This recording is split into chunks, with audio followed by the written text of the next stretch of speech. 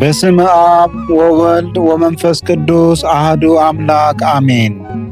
ሰኔ 27 ቀን የሚከበሩ የቅዱሳን በዓላት። ቅዱስ ሐናንያ ሐዋርያ።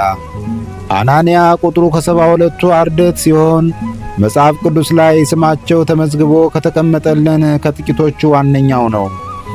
ከነገደ እስራኤል ተወልዶ በሕገ ኦሪት አድጎ ከወጣትነት ዕድሜው ትንሽ አለፍ ሲል ጌታችን ወንጌልን ማስተማር ጀምሯልና ጠራው። እርሱም በበጎ ፈቃድ ተከትሎታልና ከ72ቱ አርድእት ደመረው። ለ3 ዓመታት ከጌታ እግር ተምሮ ከዕለተ ስቅለት በፊት ሀብተ ፈውስን ተሰጥቶት ነበር። ምክንያቱም ቅዱስ ሉቃስ እንደጻፈልን 70 አርድእት ጌታ ሆይ አጋንንትን በስምህ ተገዙልን ማለታቸውን አስቀምጦልናል።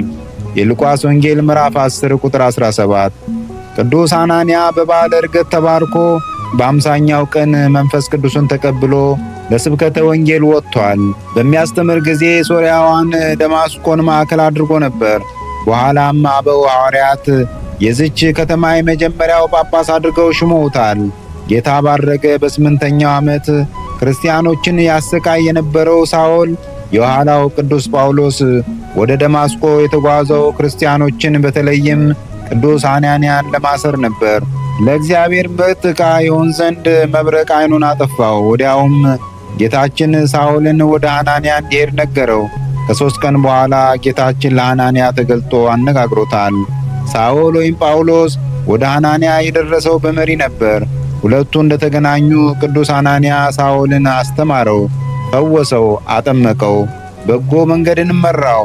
በዚህ ምክንያት ቅዱስ ሐዋርያ የቅዱስ ጳውሎስ የንስሐ አባቱ ይሰኛል። የሐዋርያት ሥራ ምዕራፍ 9 ከቁጥር 1 እስከ 19። ከዚህ በኋላ ቅዱስ ሐናንያ ለብዙ ዓመታት በተለያዩ የዓለም ክፍሎች ወንጌልን አስተማረ፣ መከራንም ተቀበለ። በመጨረሻም በዚህ ቀን ክፉዎች ከብዙ ስቃይ በኋላ በድንጋይ ወግረው ገድለውታል። ቅዱስ ቶማስ ዘሰንደላት። በ3ኛው መቶ ክፍለ ዘመን ከነበሩ ሰማዕታት አንዱ የሆነው ቅዱስ ቶማስ ወደ ሰማዕትነት ሕይወት የገባው በ11 ዓመቱ በመላእክት መሪነት ነው። ገና ወደ ምስክርነት አደባባይ እንደቀረበ መኮንኑ ክርስቶስን ካድና ልሹምህ ቢለው ሕፃኑ ቅዱስ ቶማስ ተቆጥቶ አንተ ሰነፍ መኮንን ብሎ ገስጾ በጎቹን ይመልስባት በነበረችው ጅራፍ ገርፎታል። ይህም በዘመኑ የመጨረሻው የድፍረት ደረጃ ነበር። በዚህ ምክንያት በሕፃን ገላው ላይ የተቀበለው መከራ ሊናገሩት ይከብዳል። ግርፋት፣ እሳት፣ አራዊት በእርሱ ላይ አልፈዋል። አካሉ ተቆራርጧል። አንድ ጊዜ ለጣዖታችሁ እንድሰግድ አምጡት ብሏቸው ልክ ከፊቱ ሲደርሱ ወደ ጌታ ቢጸልይ መሬት ተከፍታ ውጣቸዋለች። እሱን ያሰቃየው የነበረውን መኮንን ከደዌው አድኖ ከነሰራዊቱ አሳምኖታል። ሕፃኑን ቅዱስ ቶማስን ግን ያላመኑ አረማውያን በዚች ቀን አንገቱን ሰይፈውት በሰማዕትነት ወደ ወደደው ክርስቶስ ሄደዋል። አምላከ ቅዱሳን ከሐዋርያው በረከት ከሰማዕቱም ምልጃ አይለየን። ቅዱስ ያዕቆብ ዘስሩግ።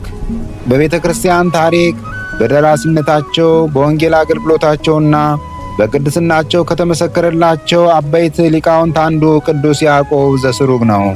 ሊቁ የተወለደው መጋቢት 27 ቀን በ433 ዓመተ ምህረት ሲሆን ሀገሩ ሶርያ ነው።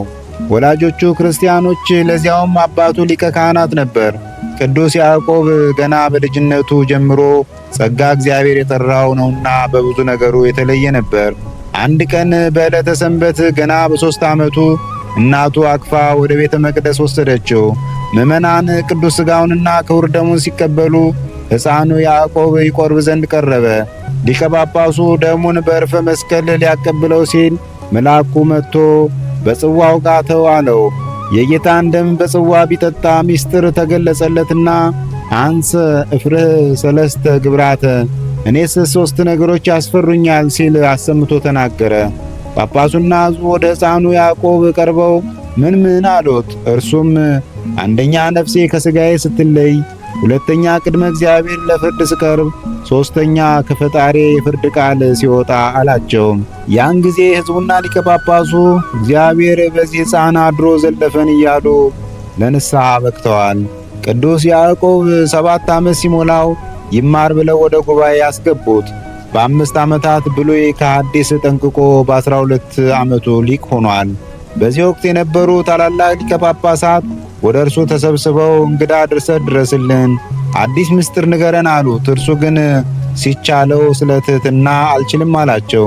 እንግዲያውስ ትንቢተ ሕዝቅኤልን ተርጉምልን ቢሉት በአጭር ታጥቆ አመስጥሮላቸው ተደስተዋል፣ ፈጣሪንም አመስግነዋል። ቅዱስ ያዕቆብ ከዚህ በኋላ ወደ ገዳም ገብቶ ትዕርምተ አበውን፣ ዕጽበ ገዳምን፣ ሕይወተ ቅዱሳንን በተግባር ተምሯል። በድንግልናው ጸንቶ ጾምና ጸሎትን እያዘወተረ ኑሯል። በፈቃደ እግዚአብሔር የስሩግ በኤፍራጥስና ጤግሮስ ወንዞች መካከል የምትገኝ የሶርያ ግዛት ናት ኤጲስቆጶስ ሆኖ ተሹሟል። በዘመኑም የ451ን የኬልቄዶን ጉባኤ አውግዟል። ብዙ መናፍቃንን ተከራክሮ ምላሽ አሳጥቷል። በወንጌል አገልግሎት መልካም እረኝነቱን አሳይቷል። ዛሬ የምንገለገልበትን መጽሐፈ ቅዳሴውን ጨምሮ በርካታ መንፈሳዊ ድርሰቶችን ደርሷል። በመጨረሻም ከብዙ የተጋድሎና የቅድስና ዓመታት በኋላ በተወለደ በ72 ዓመቱ በ505 ዓመተ ምህረት በዚች ቀን አርፏል። አንዳንድ ምንጮች ደግሞ ሰኔ 27 ቀን እንዳረፈ ይናገራሉ። ቅዱስ ያዕቆብ ዘስሩግ ለቤተ ክርስቲያን የቁርጥ ቀን ተወዳጅ ልጇ ነውና በእጅጉ ታከብረዋለች። አምላከ ቅዱሳን ከታላቁ ሊቅ በረከት ይክፈለን። ሰኔ 27 ቀን የሚከበሩ ዓመታዊ ቅዱሳን በዓላት፦ ቅዱስ ሐናንያ ሐዋርያ ከ72ቱ አርድእት፣ ቅዱስ ቶማስ ሰማዕት ዘሰንዳላት፣ ቅዱስ አልዓዛር ነዳይ በነዌ ደጅ የወደቀ ቀጥሎ ደግሞ በአብርሃም እቅፍ ውስጥ የተገኘ ጻድቅ። የሉቃስ ወንጌል ምዕራፍ 16 ቁጥር 19። ቅዱስ ማማስ።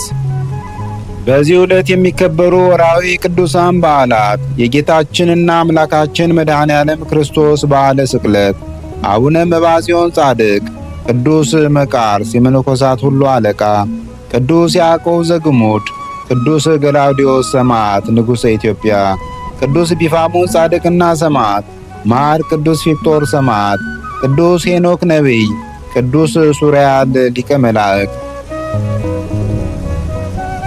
ቅዱሳኑን የሚመለከት ከመጽሐፍ ቅዱስ የተወሰደ ጥቅስ የሐዋርያት ሥራ ምዕራፍ 9 ከቁጥር 10 እስከ 18።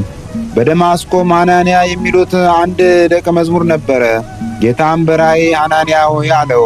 እርሱም ጌታ ሆይ እነሆኝ አለ። ጌታም ተነስተህ ቅን ወደሚባለው መንገድ ሄድ፣ በይሁዳ ቤትም ሳኦል የሚሉትን አንድ የጤርሴስ ሰው ፈልግ፣ እነሆ እርሱ ይጸልያልና። ሐናንያ የሚሉትም ሰው ገብቶ ደግሞ እንዲያይ እጁን ሲጭንበት አይቷል አለው። ወስብሐት ለእግዚአብሔር ልዑል ወለወላዲቱ ድንግል ወለመስቀሉ ክቡር ዕፀ ሳህል አሜን። ዘአቅረብኩ አላፍ ቅዱሳንን አዘክሬ ምስጋናን አቀረቡልህ። እኒህ ቅዱሳን ዘወትር አንተን ያገለገሉ ናቸው። በድህነቴ የማነብልን መጽሐፍ ምስጋና ተቀበል። አንተ ብዙ ባለጠጎች ካገቡት ይልቅ የድሃዋን መበለት ስጦታን ተቀብለሃልና። ቅዱሳን የሆናችሁ ነቢያት፣ ለማስተማር የተመረጣችሁ ሐዋርያት፣ ሰማዕታት፣ ጻድቃን፣ ትጉሃን የሆናችሁ መላእክት፣ እናንተም ደናግል ቸር የሆናችሁ መነኮሳት ይህችን ጉባኤ አንድነታችን መባረክን ባርኩ። ስትባርኩም ከሕፃናቱ ጀምራችሁ እስከ ሽማግሌው ድረስ ይሁን።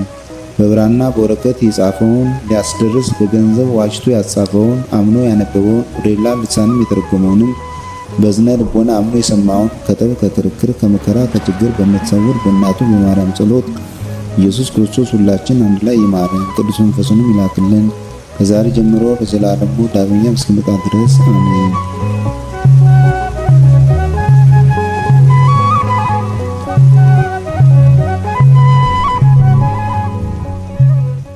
ነቢያት ወሐዋርያት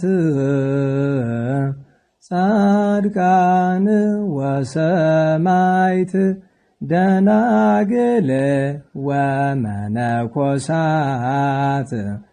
አይሩግ ወሕፃናት ገዳማውያን ወሊቃውንት ሰአሉ ለነ ኩልክሙ ቅድመ መንበሩ ለጸባኦት